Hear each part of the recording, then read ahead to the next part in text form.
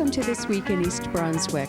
A few weeks ago at Central School, Gloria Still, a descendant of participants in the Underground Railroad, told true stories of escapes from slavery. We'll have that story this week, and news of awards won by the East Brunswick Marching Band for their recent performance at Giant Stadium. Also this week, Pegi Ballister-Howes is knee-deep in planning the planting of her Christmas tree. And Township Animal Control Officer Mike Mansfield finds out how to keep your small birds chirping. And finally, an invitation to attend a remarkable multimedia presentation dramatizing the life of Anne Frank, entitled Through the Eyes of a Friend, and a review of the Town Council meeting and the Cable Television Advisory Committee's recommendations regarding Comcast's failure to abide by our franchise agreement. But first, here's a look at programming next week on Channel 8. Join Lenore Kulik Monday morning for Upper Body Basics. That's on Look Great, Feel Great at 10 o'clock. At 10:30, it's Stories from the Library for local 4-year-olds. Programming for kids a bit older continues Tuesday night at 7 with Just Kidding. At 7:30, Paul Hansen and his guests Larry Weisblum and Steve Meckler present a review of the financial events of 1994 and forecasts for 1995. Watch for You and Your Money. Exercise the Right Choice follows at 8 o'clock. Judith Lebline explores the world of crafts with an eye on the holidays and tries her hand at bow tying. The East Brunswick Education Foundation is the focus of this month's Spotlight on Education. Watch Wednesday night at 7:30 for information about the special school projects already funded by this recently established organization. At 8 o'clock, the Teen TV crew goes on location to the Liberty Science Center, and Francine finds out about plastic surgery for teenagers from Dr. Robert Herbstman. Tune in Thursday night for a new edition of this program, This Week in East Brunswick, and check the Community Bulletin Board for additional programming information.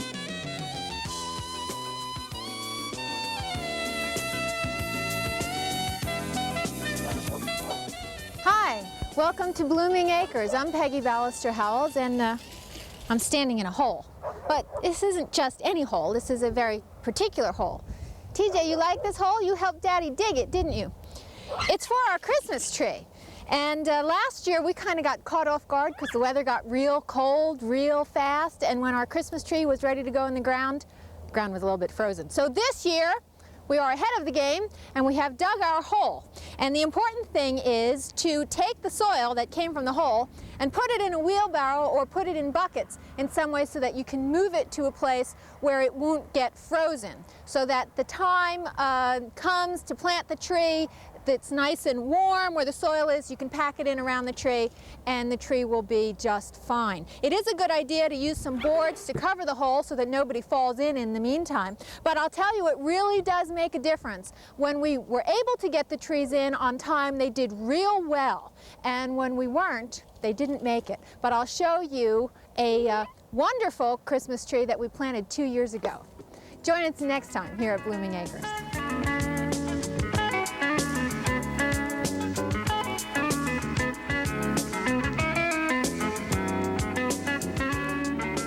How do you do? This is Mike Mansfield, East Brunswick Animal Control.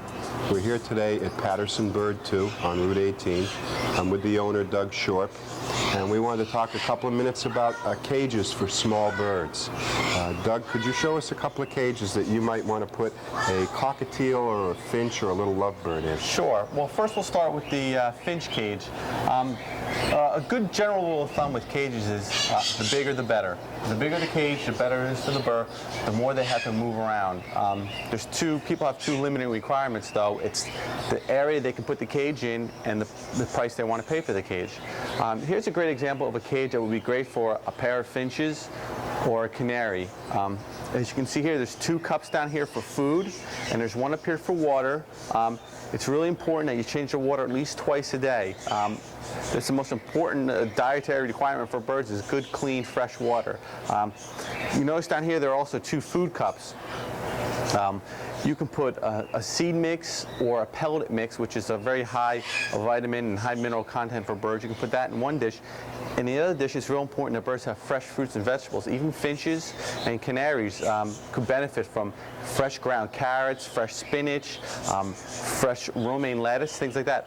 That's very important for birds. So as you can see here, it's not a bad size cage for a canary or a couple finches. There's a place in there you can hang a toy. It's very important that birds have stuff to play with while they're in the cage. They definitely need to be engaged the entire time they're in the cage. Now, Lovebirds and cockatiels, you would be able to let them out occasionally if their wings were trimmed. Is there anything, I know you have a larger cage here, is there anything else you would put on top of it as well? Right. Yes, there is. This is a larger cage for a couple lovebirds or a cockatiel, and it's got a flat top. I mean, you can put a little play gym up here or something like that for them to climb out on and walk on and stuff. So that you definitely don't want to leave the bird in the cage all the time. Birds are used to roaming around. They're wild, free animals. They need that sense of exploration. They need to be able to get around and move around and have a change of scenery all the time. So absolutely, you could put a play gym here, and it's great to have another play gym in another room. So they can go into a whole new room and see a whole different area, be with the family more. It's important that they're constantly with the family. This is a great size. You can see here this cage has got a real big door. It's easy to get the birds in and out. You can take them in and out real easy. And it's real important. It's real important that they do have access outside the cage. Birds like cockatiels and lovebirds and parakeets, which this cage is great for, they really need that contact outside the cage. My biggest problem with my bird cages, I have an African gray, I have a cockatiel, and some finches, is that the seeds and all coming out. Is there any way when you to set these up properly in the bottom, or? Sure, there are. There's a couple different products that we sell here at the store that you can use to help you clean up the mess. One is a cloth guard that goes right around the food cups right here, and you can use that in a band and put it right around the cups. It helps keep the seeds in. Another product is a plastic guard or a shield that the cage sits into, and the plastic flange comes out about 6 inches, and if the birds do happen to kick or knock their seeds, this will catch most of it and help you from cleaning that area around the cage. It'll keep the area nice and clean for you. Okay, a cage like this would also be just as good for finches, give them a chance to exercise. Absolutely. One important requirement is when you're choosing a cage is that you look at the spacing in the bars. You want to make sure that spacing isn't too large that the birds can slip their head through. Right. I've heard many stories where birds get their head through there, and it can really cause them a real problem if you don't catch it in time. So that's a real important thing. And what's great about a cage like this is it's very versatile. You can put parakeets, finches, cockatiels in here. There's a lot of different birds because it does have the small spacing and it's rather large. It accommodates a large variety of birds. I noticed on your walls you have toys of every variety. Is there certain kind of toys a homeowner would be making their own that they wouldn't want? I realize if you purchase, they're pretty much safe for their pet. Right. But if you're making toys yourself, are there toys you wouldn't want to make up? Well, there's a couple things you got to be real certain of. One thing is there's nothing that the bird can get caught on that when you make a toy. Even a little chain, sometimes if it's the link it's not proper, you can get a toenail caught in there or something like that. Any lead, like a lot of bells have lead clangers in them. You don't want that in a bird's environment. Lead can do a bird in very quickly. You don't want any chemicals, any woods that have been treated with a variety of different chemicals that would be bad. Natural is best. Wood, just plain wood from outside your house on a tree that hasn't been sprayed. There are a variety of plants and stuff that are dangerous for birds, but for the most part, most of them are safe. And you can call us here at the store and we can just give you a list of safe plants. Most of them are safe, but there are a few that can be dangerous. So, that's it really. Natural is best, and the less man-made stuff is on that product, the better it is for the bird. But toys are important to kind of stimulate them a little bit? Absolutely. The birds are very playful, especially if they're in a cage alone. They really need something to engage them while you're not with them. Like a canary, a lot of times canaries sit solo in a cage, so you give them a little toy with a bell on it, something they can swing on, something they can jump around, and while you're not there with them, they have something to play with. Thank you very much. Next week we're going to talk about setting up a parrot cage, which would be slightly different because it's a larger bird and requires more expertise. Thank you. On Sunday, November 20th, East Brunswick High School Marching Band participated in the United States Scholastic Marching Band Championships at Giant Stadium. Scores of marching bands from the northeastern region attended. The East Brunswick Marching Band took first place honors in their class, besting 10 other bands in the same category. In addition, they were also awarded trophies for Best Marching Unit and Best Overall Effect, which covers not only the musician's performance, but color guard performance as well. Band director John Kish said he is especially pleased with the award since they represent the performance of the entire band, not just one section. He also noted that this is the first time that an East Brunswick High School band has won a state championship.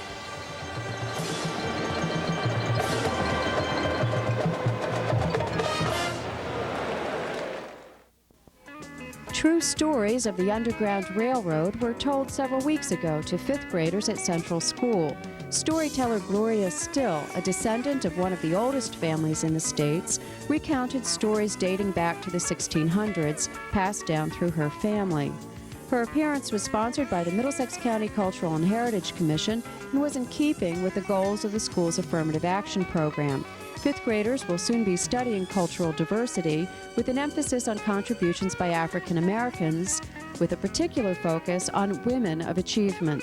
Levin Still told the young slave master, "I will die before I continue to bear the yoke of slavery. I will die first."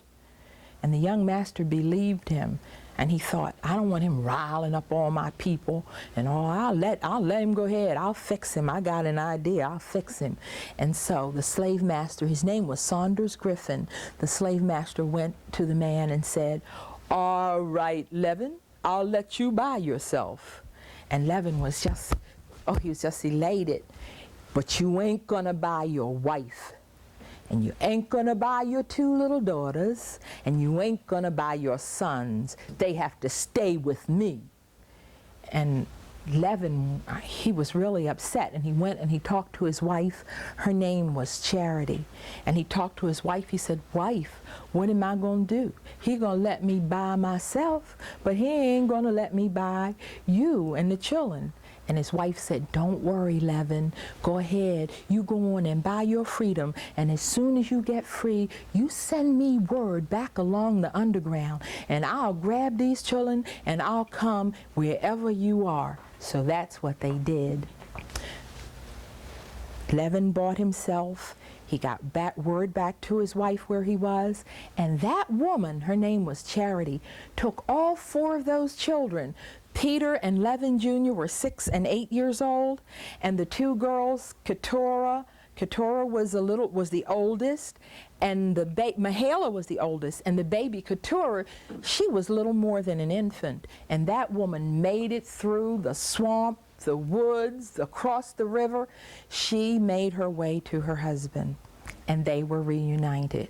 But guess what happened? The slave hunters came, and they found where they lived, and one day when Levin was out working, they kicked in the door, and they snatched the woman, and they put her in chains, and they took her and her children back down to the eastern shore. And Levin was so furious. "How come you run away? I ought to whoop you. I ought to whoop your children." She said, "Oh, Massa, please, please, Massa, I'm so sorry." He said, "Send them children on back down out there on the outside, and I'm locking you up." And he kept her locked up. But he wanted her back in the kitchen because Charity, of all the slaves who worked in the house and worked in the kitchen, she was the best cook. And he was very much attached to his rotund belly. And he wanted her in that kitchen so she would cook for him, because she made the best coffee, and she made the best biscuits, all crunchy on the outside, you know, and light and fluffy on the inside, slathered with churned butter and homemade marmalade. So he could hear Charity after a while. She was still locked up, but he could hear her singing some of his favorite Methodist tunes. And he thought, well, maybe she cured this time. And so he let her out. She hadn't been out very long before, you know what happened? She got word again of where her husband was, and this time she went to her mother, and she said, "Oh, mother dear, I don't think I can make it with all 4 of these children this time, but I'll take the girls with me, and then when we get settled, Levin can come back and get little Levin and Peter. Watch him for me, Mama, please. And you know, Mama, I think I'm gonna change my name to Sydney this time, because as soon as them slave catchers hear something about somebody named Charity, they'll try to track me down." Hello, I'm Elaine Stagg, chairperson for the fundraising committee of the East Brunswick Education Foundation. The East Brunswick Education Foundation presents Through the Eyes of a Friend. It's a unique and compelling combination of theater and video that brings the audience into the life of Anne Frank. Through an exploration of the Holocaust, audiences are encouraged to discover their personal awareness of stereotypes, prejudice, and discrimination. The nationally acclaimed program is presented by Living Voices, a nonprofit theatrical educational organization based in Seattle, Washington. This performance will be at 7:30 p.m. on December 12th and 13th in the Board of Education Meeting Room, 760 Route 18. Admission is $20 per person. All proceeds will be used to enhance and enrich programs for students in East Brunswick Public Schools. For tickets, please call 821-2435. At Monday night's Township Council meeting, members of the Dynamites and Jaguars soccer teams of the East Brunswick Soccer League were recognized by the mayor for winning championship titles. Whereas the New Jersey State Soccer Cup tournament is held each year and is open to any team registered in the State Youth Soccer Association. And whereas the East Brunswick Dynamites, the under-10 girls travel team in the East Brunswick Soccer Club, won the New Jersey State Cup Championship in 1993 and again in 1994. And whereas the Dynamites played 5 rounds of single elimination games and allowed only 2 goals in the championship games in 2 years. Now therefore be proclaimed that I, R. Oskowski, Mayor of the Township of East Brunswick, do hereby congratulate the Dynamites, their coaches, and their parents on the achievement. They're a source of pride to all residents of East Brunswick, and we celebrate their victory tonight. Whereas the New Jersey State Soccer Cup tournament is held each year and is open to any team registered in the State Youth Soccer Association, and whereas the East Brunswick Jaguars, the under-10 boys travel team, and the East Brunswick Soccer Club competed in this year's tournament and won the New Jersey State Cup Championship in 1994. And whereas the Jaguars competed against 56 teams across the state and competed against the Washington Township Bone Crushers in the final. I love that. Whereas in overtime, the Jaguars netted the winning goal for a Jaguar victory of 2-1. Now therefore be proclaimed that I, Ira Oskowski, Mayor of the Township of East Brunswick, do hereby congratulate the Jaguars, their coaches, and their parents on this achievement. They are a source of pride to all residents of East Brunswick, and we celebrate their victory tonight. Also at Monday's meeting, Director of Parks, Recreation, and Community Services, Judith Lebline, made a presentation to the Council on behalf of the Township's Health Advisory Council, urging Township restaurants to become completely smoke-free. The components of the campaign are starting this evening. Any restaurant or food establishment that goes voluntarily smoke-free will be presented an award placard for display at their establishment. They will be included in a smoke-free dining directory that will be distributed throughout the community. They will annually appear in a newspaper ad recognizing all the smoke-free places to eat in town. And we will also have a referral service so that if anyone calls our offices and wants to know where can I go and have a smoke-free meal, we'll tell them the best places to go. So we believe that this will be our way of helping the restaurants in the community have the courage to go smoke-free, encourage their business, because within the packets we give you lots of not only health reasons, but good business reasons to go smoke-free. Whereas the U.S. Environmental Protection Agency has published a major assessment of the respiratory health risks of passive smoke, the report concludes that exposure to environmental tobacco smoke, ETS, commonly known as secondhand smoke, is responsible for approximately 3,000 lung cancer deaths each year in non-smoking adults and impairs the respiratory health of hundreds of thousands of children. And whereas the EPA states that the ETS exposure in children increases the risk of lower respiratory tract infections, they estimate that annually between 150,000 to 300,000 of these infections in children up to 18 months of age are attributable to ETS exposure. And whereas the EPA estimates that 200,000 to 1 million asthmatic children have their conditions worsened by exposure to ETS. And whereas the EPA has designated ETS as a Group A carcinogen, along with radon and asbestos, and reports that 80% of New Jerseyans are non-smokers and deserve protection from ETS.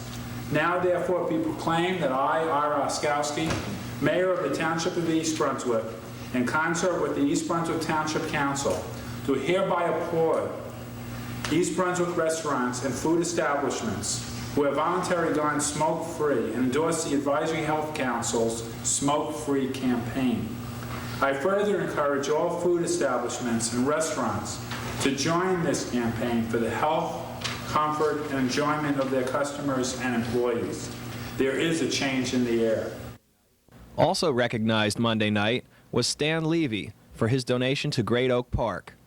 Whereas Hein Merson of 265 Ruse Lane in the Township of East Brunswick, and Mr. Merson, why don't you come up and join us?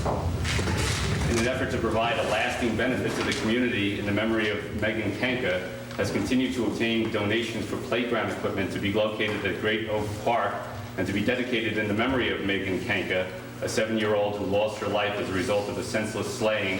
And whereas Stanton L. Levy Esquire donated $100 for the playground equipment, and whereas the East Brunswick Township Council wishes to express its appreciation on behalf of a fortunate and grateful community, now therefore be it resolved by the East Brunswick Township Council that it hereby expresses its thanks to Stanton L. Levy for his generosity and community service with regard to the donation for the playground equipment to be dedicated in the memory of Megan Kanka. Township Assistant Director of Public Works, Don Schlachter, presented information to the council about a proposed battery recycling program.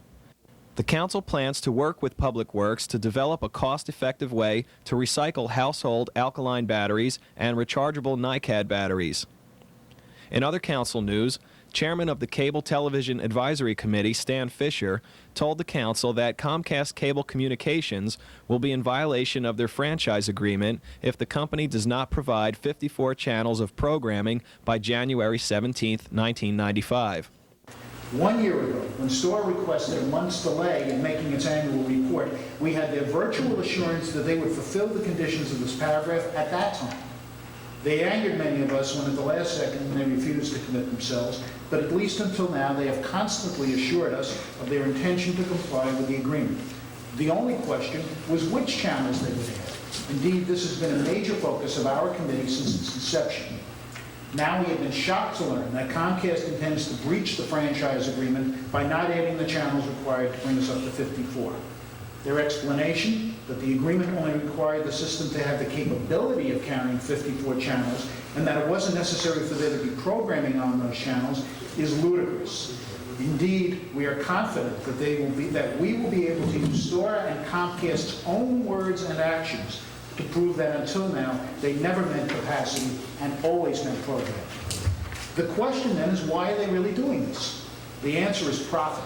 At our November 15th meeting, and in spite of new rules adopted by the FCC covering the rates cable companies can charge for new channels, Comcast dug in their heels and informed us that adding new channels this time would still not be profitable and, quote, not make good business sense.